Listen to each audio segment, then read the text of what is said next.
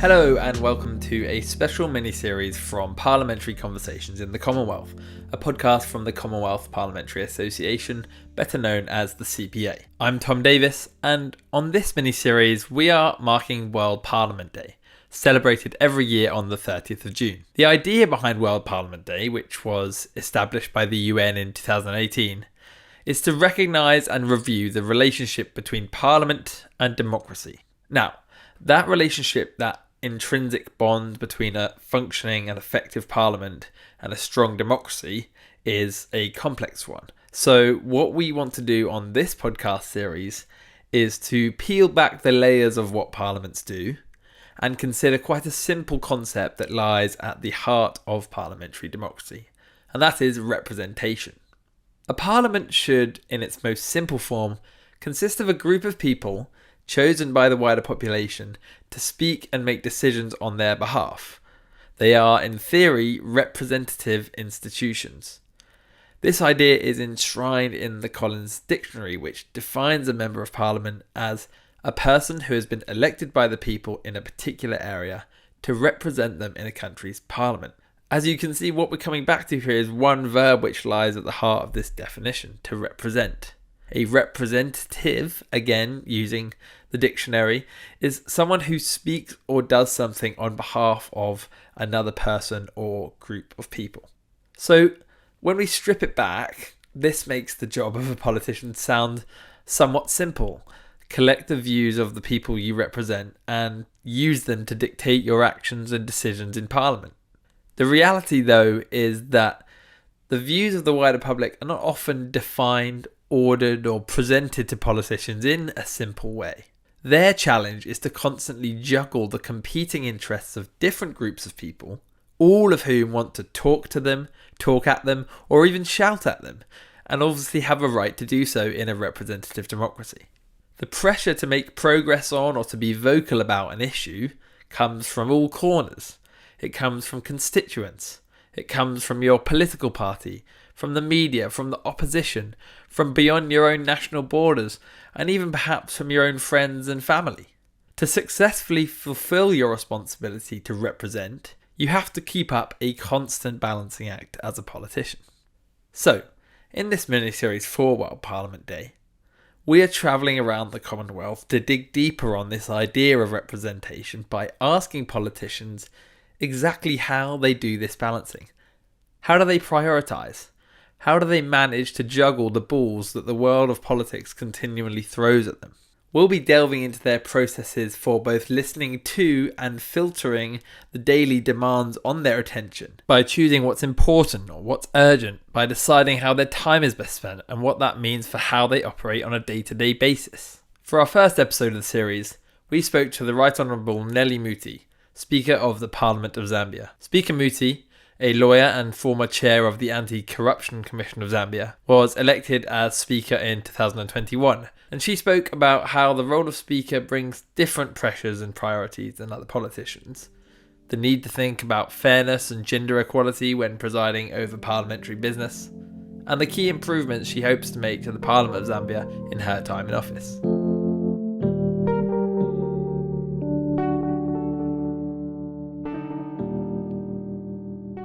Right Honourable Mutti, Madam Speaker, welcome to the podcast. Thank you. Good morning. It's a great honour for you to join us today ahead of World Parliament Day on the 30th of June, when we'll be acknowledging the importance of parliaments as cornerstones of strong democracies and reflecting on the need for accountable representative institutions. Now, for this special podcast series, as you know, we're asking questions about how politicians prioritise, how they choose what's important, where they focus their time and energy, which is very much limited in your busy schedule, to drive change, and what they do to strike a balance between the different roles and functions of a politician. Now, we're very pleased to talk to you because as a Speaker of Parliament, you, of course, face quite different priorities in many ways to other members. My first question, therefore, is, do you see yourself as having a very separate job from other members in the National Assembly in the way that you have to manage a different set of priorities? Well, in terms of work with the other members of Parliament, I think basically it's the same. It's just that we have different roles. Whereas members of parliament, their job is to debate on the floor of the House as they represent their respective constituencies. The job of a speaker is to ensure that debate is done in an acceptable manner while observing decorum and order in the House, maintaining discipline so that the debate is conducted in an impartial and just manner. Every member of parliament is given an opportunity to speak on the issues that affect them. And as they speak, they are speaking on behalf of their various constituencies. So the roles are basically the same. And how do you manage that process of ensuring every member has equal opportunity to speak when it comes to managing debate in the chamber? What's your process for, on a day-to-day basis, ensuring as much fairness as is possible? Well, when it comes to balancing the various speakers in the House, what is important is that all members of parliament are given equal opportunity to debate. Of course, because of time limitations, not every member of parliament can speak on each and every issue. But what is important is to ensure that I choose members from the political parties, because we have the main opposition political party, we have the minority political party, we have the ruling party, and we have the independents. So I make sure that I call from those respective members, and also as we do that, I ensure that the women's voice is also heard, because it's important to encourage women to debate in a free environment where they can be able to express their views without fear of being bullied by anyone. So that is what we do to ensure that there is impartiality in terms of the debate, and every member is given an equal opportunity to debate. So as the first woman speaker of Zambia elected in September 2021, coming into the role, did you feel a specific responsibility to make that a focus of your tenure as speaker in giving women more of a voice in the parliament and increasing the number of women who are represented within parliament? Yes, from the moment that I was elected, I took the issue of making sure that women are given a voice, not only in the House, but even in the decision-making positions. They are given a voice to articulate issues. So that is one of my priority areas. We encourage women to come forth and vie for these political positions so that more issues relating to the women are addressed. And also the policy direction is changed, because what we have to do right now is we can encourage women to participate from all angles, but if the law has not been amended, for example, the constitution to allow for proportional representation, whatever efforts we are going to make will not achieve the required results. But it's important for the gender, for the women folk to come up and agitate for the amendment of the constitution so that we can have proportional representation. Thereby, we ensure equal participation. At least we can reach the threshold of the SADC protocol, which talks about 50% representation, at least 50%. Right now, in Parliament, we are only 15% women participation. We are far, far below even the 30% that was also articulated earlier on. So that is one of my areas of concentration, that we have more women participating in politics and also in decision-making positions. And that's clearly a strong priority of yours and something that you've been vocal on. Obviously, coming into the role of speaker from outside of Parliament in Zambia, the speaker is elected from outside of the members, unlike in other Commonwealth countries. You're then thrust into this role of neutrality as the speaker. How did you adapt to that position of having to be neutral as the speaker, but still wanting to be vocal on issues like women's representation? Basically, when I came in, first of all, as you know, I've been a lawyer for over 4 decades. It was never my intention. I never ever dreamed that I would be holding a political office. But anyway, things happened, and here I am. I was elected the first female speaker. And my initial role was, of my initial task was to ensure that I understand the functions and roles of a speaker. So what I did was, since this was a whole new area to me, I had to engage my predecessors, have a chat with them and see what were the practical issues on the ground in relation to the business of the House. I must say that those interactions were very fruitful. They helped me chart a way forward. And also, being a lawyer, issues of procedure are not a challenge to me. So it was easy for me to look at the procedure and follow the procedures as stated in our standing orders. And you mentioned there about coming into the role of speaker as someone outside of Parliament and having to get up to speed by speaking to predecessors.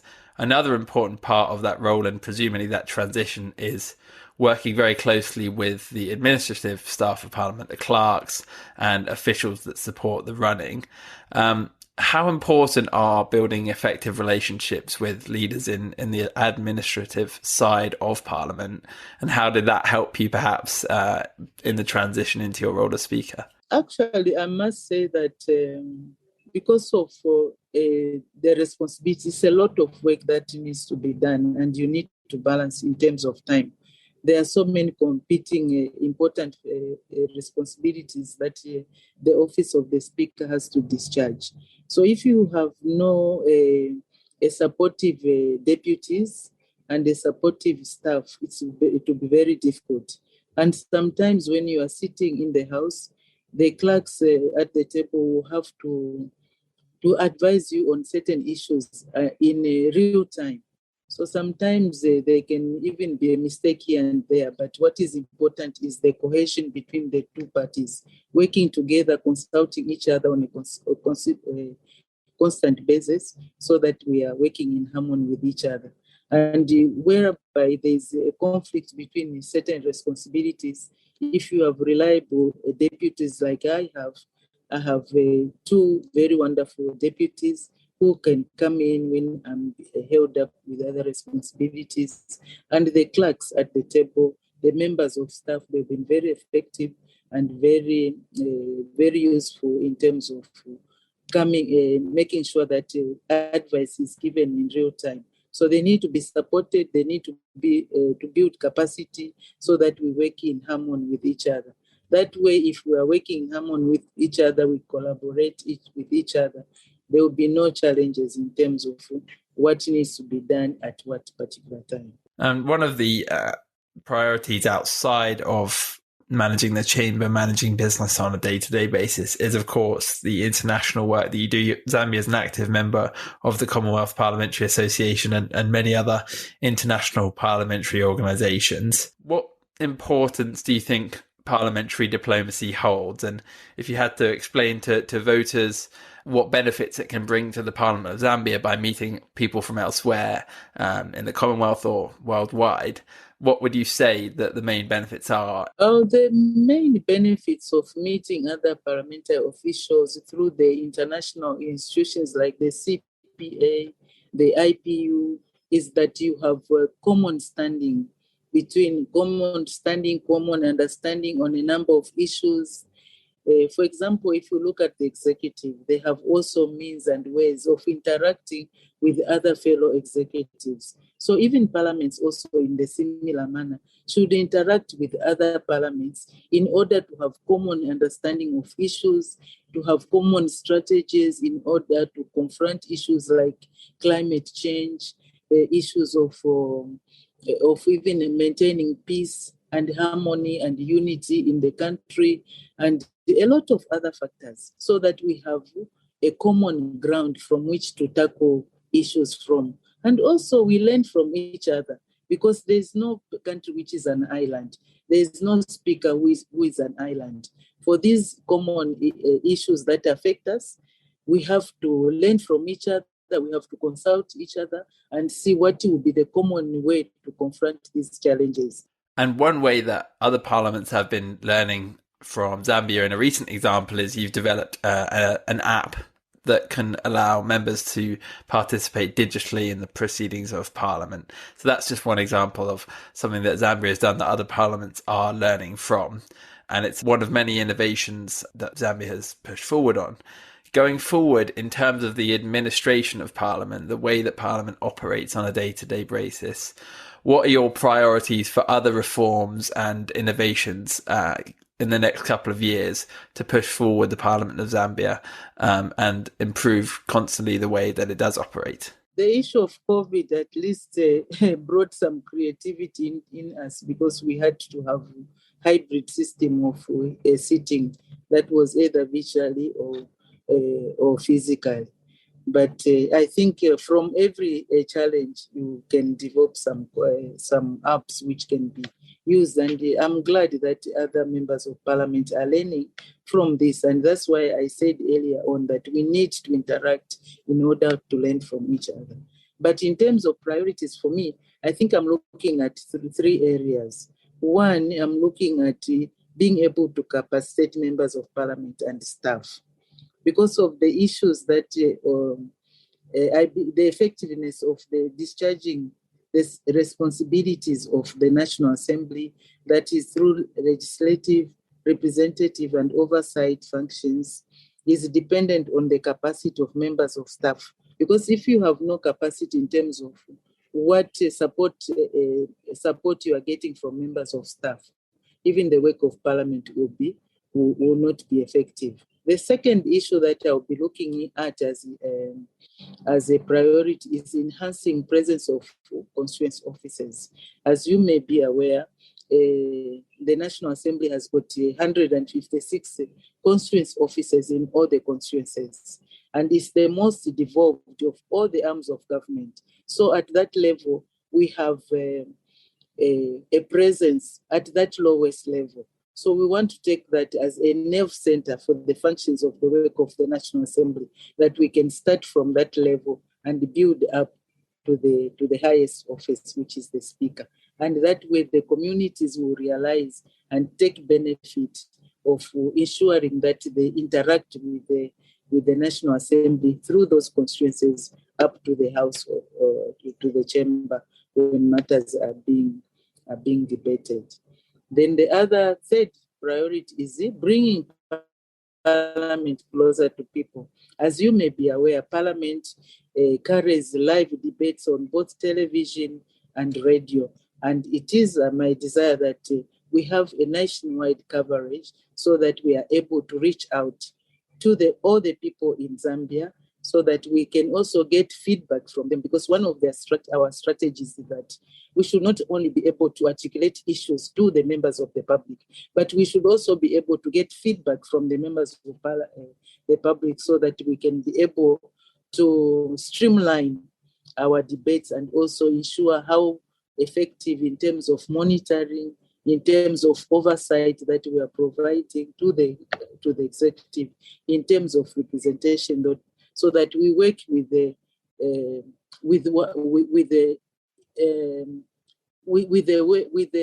aim of achieving effective representative action, and also the oversight role that we are providing to the government in terms of the executive. Madam Speaker, thank you. Those are three large and excellent priorities to move forward with. I wish you all the best as you move to kind of increase the capacity of both staff and members and constituency offices. I think that's been a really interesting insight into how the different roles of speakers are managed. So thank you very much for joining the podcast today. Thank you. Thank you very much also to CPA for the effort, for the support that we have received. And we are encouraged. We really want to commit and work together with CPA to ensure that our role is realized and effective in terms of how we discharge our functions. Thank you very much. I really appreciate it.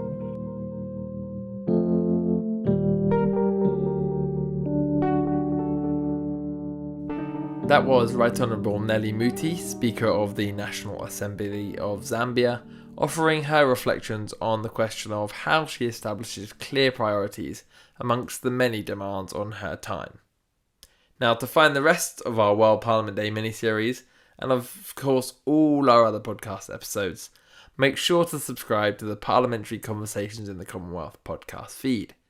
That's available on all major podcasting platforms and also on YouTube and via our website at www.cpahq.org.